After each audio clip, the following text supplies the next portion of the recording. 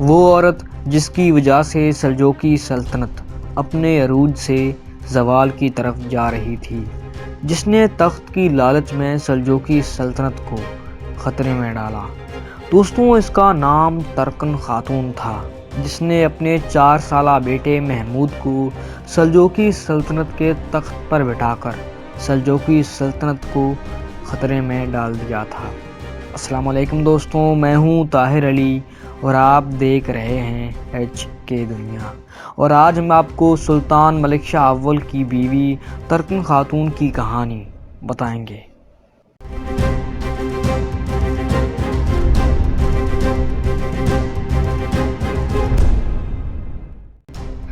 دوستوں، اگر آپ اس لیے یہ ویڈیو دیکھ رہے ہیں کہ ہم آپ کو وہی کہانی بتائیں گے جو ڈرامے میں دکھائی جا رہی ہے، تو برائے مہربانی یہ ویڈیو نہ دیکھیں۔ تو چلیے ویڈیو کو سٹارٹ کرتے ہیں۔ ترکن خاتون 1055 عیسوی میں کارا خانند میں پیدا ہوئیں۔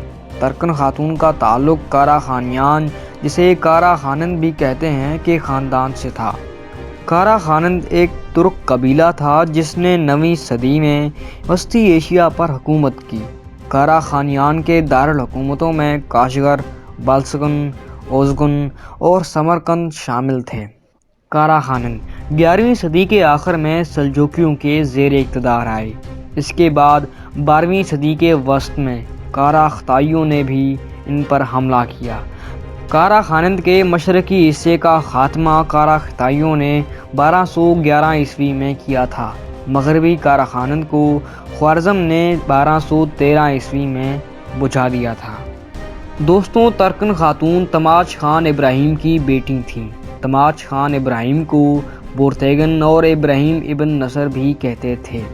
تماچ خان ابراہیم 1038 عیسوی سے 1068 عیسوی تک ٹرانسوکیانا میں کارا خانند حکمران تھا۔ تماچ خان ابراہیم کارا خانند کے سب سے بڑے حکمرانوں میں سے ایک تھا۔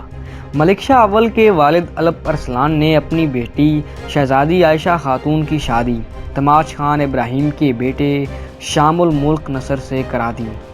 اس کے بعد 1065 عیسوی میں الپ ارسلان نے اپنے بیٹے ملک شاہ اول کی شادی تماچ خان ابراہیم کی بیٹی ترکن خاتون سے کرا دی۔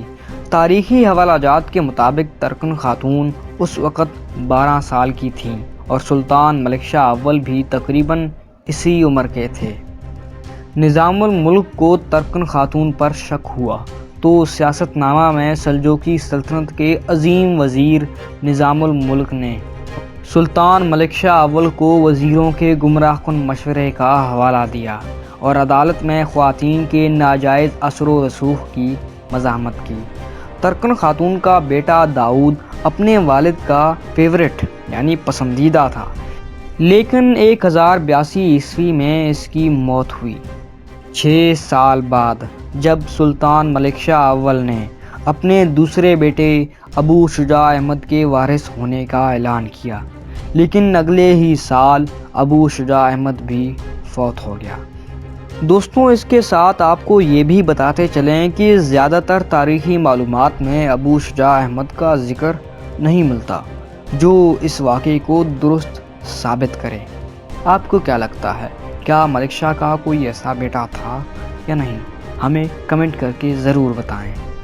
بہرحال تو اس کے بعد ترکن خاتون اپنے چھوٹے بیٹے محمود کی جانشینی کو فروغ دینا چاہتی تھیں، اس حقیقت کے باوجود کہ وہ تمام ممکنہ امیدواروں میں سب سے کم عمر ہے۔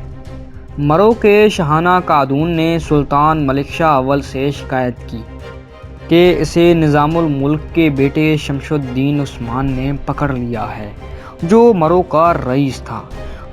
دوستوں، یہ بھی کہا جاتا ہے کہ یہ خط تاج الملک نے ہی لکھا تھا اور سلطان ملک شاہ کو تاج الملک نے ہی یہ خط دیا تھا۔